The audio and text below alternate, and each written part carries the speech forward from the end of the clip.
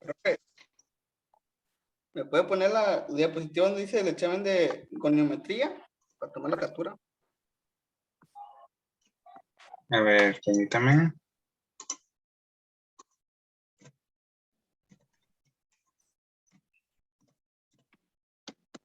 ¿Ahí? No, donde venían los pasos a seguir en lista. Ah. Listo, profe, gracias.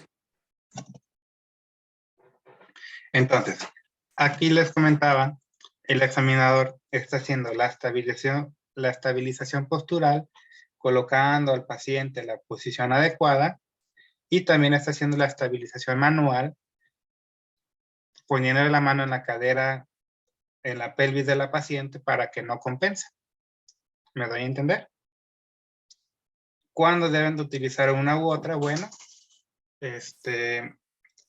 eso depende. Si ustedes ven que la paciente coopera y sobre todo ya le han realizado goniometrías y ya sabe lo que tiene que hacer la propia paciente, pues ya es bien fácil porque la paciente ya evita la compensación y ustedes no tienen que hacer nada, salvo medir y ver que todo esté bien.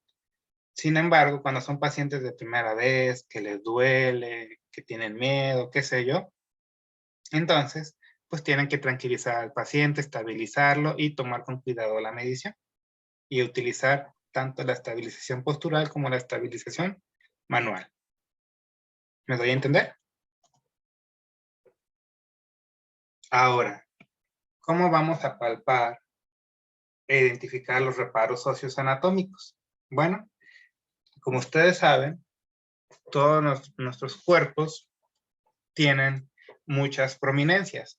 Que trocánter mayor, que trocánter menor, que troquíter, que acromion, que malleolo externo, malleolo interno. ¿Se acuerdan que los hemos visto, no?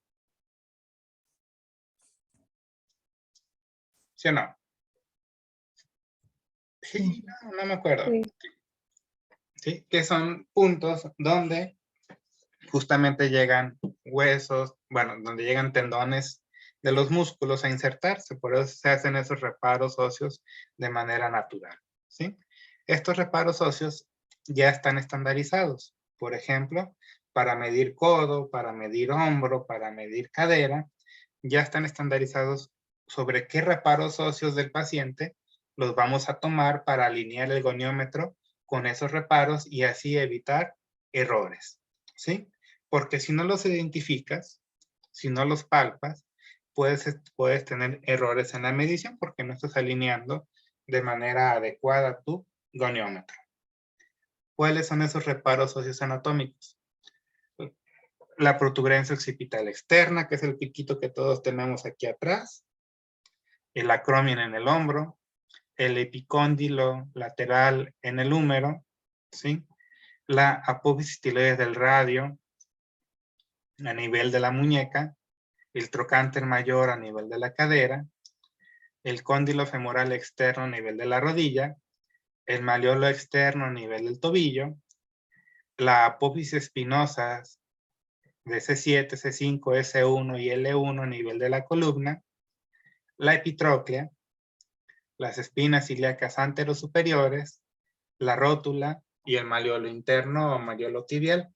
Esos van a ser los puntos óseos de referencia que los tenemos que aprender primero a ubicar bien y a palpar para poder marcarlos de manera adecuada durante el examen goniométrico para poder alinear el goniómetro como se debe. Y si haces esto bien, si alineas bien tu goniómetro con estos reparos óseos,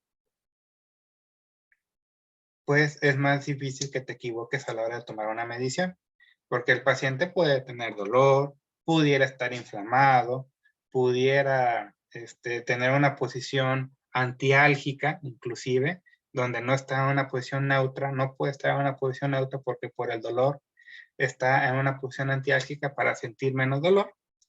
Pero si tú alineas tu goniómetro de manera adecuada, puedes tú volver con el tiempo a tomar una misma medida en un mismo paciente, aunque ya no tenga dolor, y poder ser tener una medición, sobre todo reproducible. O sea que si Luis hace una medición con el paciente todo dolorido, todo contracturado, todo lastimado, y Keila después le hace una medición a ese mismo paciente, pero ya sin dolor y ya sin tanta molestia, ambos puedan obtener una medición goniométrica adecuada. ¿Me doy a entender?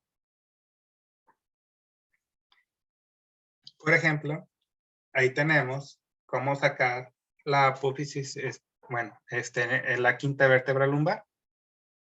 Sí, ustedes dirán, ok, ¿cómo voy a hacer eso? Muy sencillo, simplemente palpan la cresta ilíaca en la parte superior de ambas semipelvis con el paciente hacia atrás, ¿sí? Y partiendo y tocando las crestas ilíacas con sus dedos índices, llevan su dedo pulgar hacia en medio de la columna y ahí justamente van a estar entre la cuarta y la quinta vértebra lumbar en su apófisis espinosa y ya van a poder marcarla, ¿sí? Es la forma en la que tenemos que hacer los reparos anatómicos, ¿sí? Tenemos que aprender a palparlos e inclusive marcarlos. Ustedes cuando estemos practicando, que esperemos que regresemos pronto, van a llevarse marcadores para a la hora de hacer el examen goniométrico.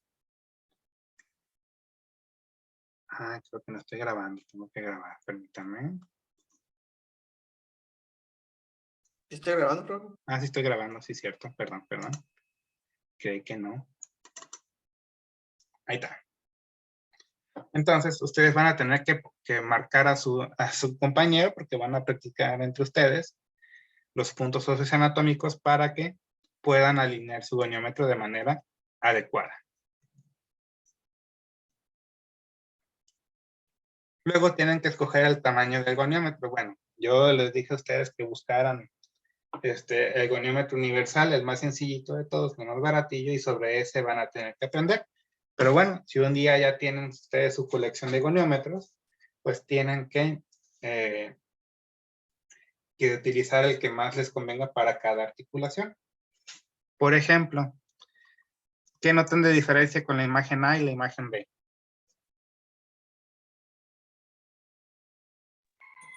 El tamaño del goniómetro. ¿Cuál imagen creen que sea la adecuada, la A o la B? La A, ¿sí? ¿Por qué? ¿Estás en lo correcto? Por el tamaño de la articulación en la que se quiere medir. Exactamente. ¿Tú crees que vas a poder alinear correctamente un goniómetro tan pequeñito en esta rodilla si tienes que alinear el brazo fijo con el trocánter mayor y el brazo móvil con el malleolo externo? ¿Tú crees que vas a poder alinearlo correctamente? No, ¿verdad? Entonces, pues hay que utilizar un goniómetro más largo para que tengas una mejor alineación y una medición más exacta. ¿Me doy a entender? Bien, ahí está. Entonces, tienes que alinear bien el goniómetro tratando de que te quede lo más cercano a la posición 0 ese goniómetro, ¿sí? Colocándolo sobre los reparos óseos anatómicos. Les comentaba, el goniómetro tiene 3 partes importantes. El brazo proximal o brazo fijo, el fulcro o eje del goniómetro y el brazo móvil o brazo distal del paciente. Muy bien. ¿Qué ven en esta imagen ustedes, chavalones?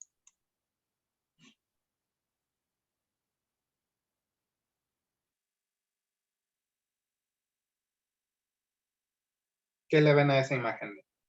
¿De bien o de mal?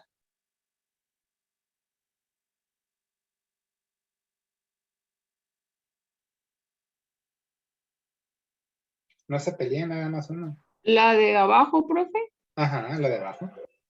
El goniómetro está apoyado en algo, ¿no? ¿Qué? Pero pues no sé si sea eso. Una toalla. Una toalla. Ajá, o una base. ¿Por qué están utilizando la toalla o la base?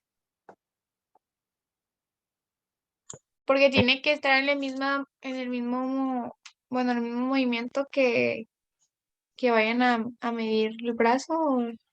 Ujú. Lo están haciendo para poder colocar el brazo en 0 grados de extensión.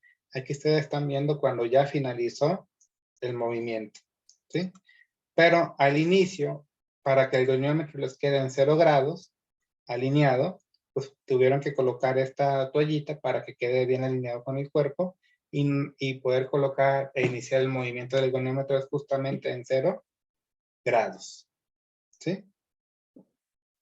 Y fíjense cómo está colocado. El brazo fijo, estamos midiendo la articulación del codo, ¿verdad? El brazo fijo, perdón, el fulcro del goniómetro está alineado con el, ¿con qué?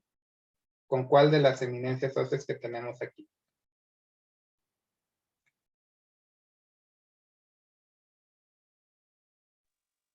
Con la apófisis radial, ¿no? No, Con el epicóndilo. con el epicóndilo. La apófisis radial está a nivel de la muñeca, ¿sí? Entonces tiene que ser con el epicóndilo aquí. Hacia arriba, ¿hacia quién está dirigido el brazo fijo? A la acromio. A la acromio, muy bien. Y el brazo móvil, ahora sí, ¿a quién está dirigido? A la apófisis radial. A la la apófisis A la radial. apófisis A la radial. apófisis tiroidea radial, exactamente, ¿sí? Entonces, aquí ustedes están viendo ya un final de un movimiento donde seguramente pudieron colocar bien su goniómetro en una posición inicial en 0 grados y ya terminaron el movimiento. Lo único que les queda es medir, ver a cuántos grados se pudo mover. ¿Me doy a entender? Es muy importante, chavos, que entiendan que una vez alineado bien el paciente, el brazo fijo y el fulcro ya no se mueven. Lo único que se va a mover es el brazo móvil, el brazo distal de su goniómetro. ¿Estamos?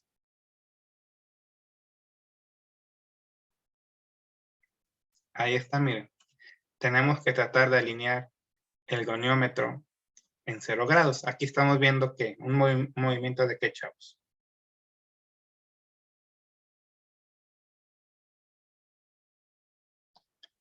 ¿De flexión? De ¿O cuál flexión. era? ¿La B o en la? Ujú. Bueno, sí, en ambas es Es un de movimiento flexión, ¿no? de flexión, ¿sí? En la letra A, ustedes tienen la posición de inicio, ¿sí? ¿Cómo iniciaron antes de tomar la medición? ¿Cómo alinearon? ¿Sí? Recuerden, el goniómetro debe estar en 0 grados. Para eso colocaron el goniómetro, su fulcro, sobre el cóndilo femoral externo, ¿sí? El brazo fijo está alineado sobre el trocánter mayor del fémur y el brazo móvil está alineado hacia el malleolo externo del tobillo. ¿Me doy a entender? Y el goniómetro está en 0 grados exactamente. Ahora, al finalizar el movimiento, fíjense bien, el goniómetro debe estar todavía dirigido hacia los mismos reparos óseos anatómicos para que no se pierda la alineación y puedan tener una medición adecuada y limpia. ¿Me doy a entender, chavos? Y ya, pues queda lo más sencillo. Si hicieron bien la estabilización, la colocación del goniómetro y la medición, ya nada más tienen que ver cuánto se movió, ¿sí? Que lo ven en el transportador del goniómetro. Y lo anotan. Para eso ustedes van a tener que hacer sus tablitas. Por ejemplo, ahí tienen un ejemplo de una tablita para cadera, ¿sí? Donde ahí tienen, miren, estos son los arcos de movimiento de la cadera, flexión, extensión, abducción, aducción y rotaciones. Y ahí inclusive pusieron el arco de movimiento, cuánto tiene, ¿sí?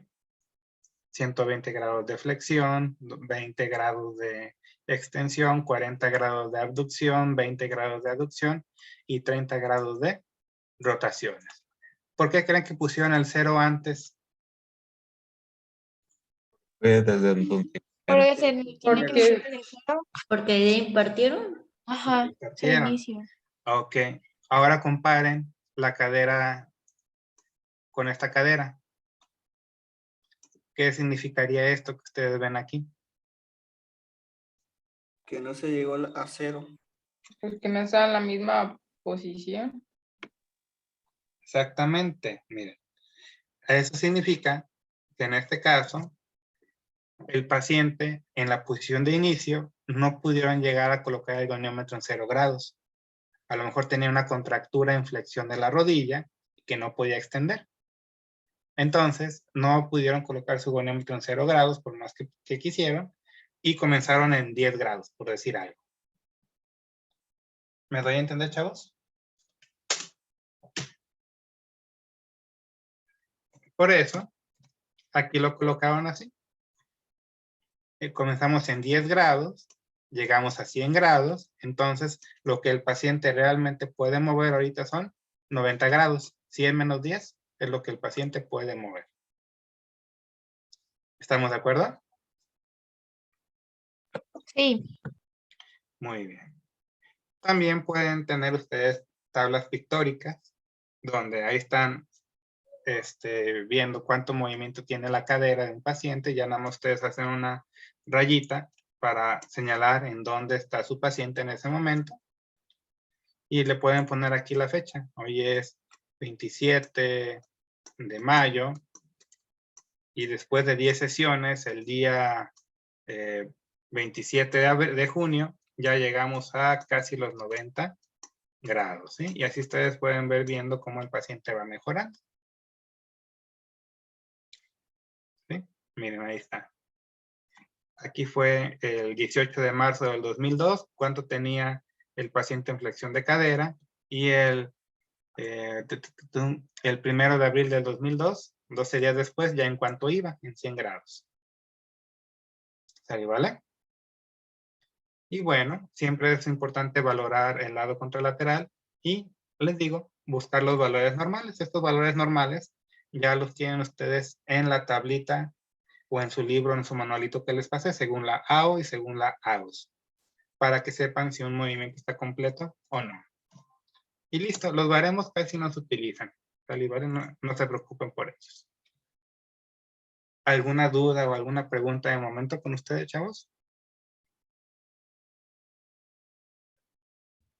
Pues yo solamente ayer que estaba leyendo como la definición de flexión-extensión, decía que la extensión es pues cuando hay como un alargamiento, algo así, pero decía que es casi siempre después de la flexión y que ya sí, y me confundí en eso porque decía que, por ejemplo, si yo hago así, pues es flexión, ¿no? Ujú. Y al bajar es la extensión, pero si se pasa para acá, decía que ya era como hiperextensión, entonces ahí ya me quedó duda en qué es la extensión o cuál de las dos tomo para medir. Cuando le pones una hiper es que es más del movimiento normal, pero no deja de ser una extensión. ¿Sí? Por ejemplo, la extensión de mi codo. ¿Sí? Tengo mi codo aquí. Normalmente, si tú ves en tu libro, en tu manualito, va a decir extensiones de 0 grados. ¿Sí? Valor normal. Pero si yo lo doblo más, si pudiera, porque no puedo, ¿sí? De lo que se considera normal, ya le vamos a decir una hiperextensión. ¿Me doy a entender? Igual con cualquier otro movimiento. Cuando le ponen el apellido de hiper, significa que se está moviendo más de lo normal, pero no deja de ser el movimiento. No sé si me di a entender contigo, Keila. Sí, soy Monse, pero sí. Monse, perdón. Bueno, entonces, de todas maneras, cuando practiquemos vamos a resolver todas esas dudas, no se preocupen. ¿Sí? Bueno, entonces le dejamos aquí por el día de hoy, chavos. Profe, Nos vemos el próximo. yo nada más jueves. le quería decir que sí me puso el retardo de la clase pasada. A ver, ¿a quién le voy a poner retardo? ¿Era del Real ahorita? Sí. ¿Y quién quería checar el de la clase pasada? del jueves. ¿Quién quiere retardo?